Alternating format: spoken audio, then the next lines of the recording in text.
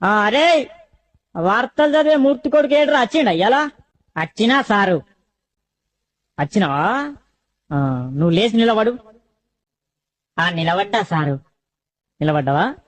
నువ్వు పదే చదువురా. పదే చదువు. చదువుతా సారు. పదెక్కం కదా సారు. ఇగో చదువుతున్నా. ఎంతైనా వార్తలు చెప్పే మూర్తి కొడుకును కదా, ఈ పదవ ఎక్కం లెక్కన నాకు. ఇగో చదువుతున్నా సార్. ఈనాటి పదవ ఎక్కం చదువుతున్నది మూర్తి కొడుకు శనార్థి.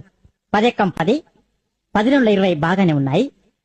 10 అదుపు తప్పి 10 40 ఢీకొనగా 15 50 అక్కడికక్కడే దుర్మరణం పాలైంది. 16 60, 10 70కి తీవ్ర గాయాలయ్యాయి.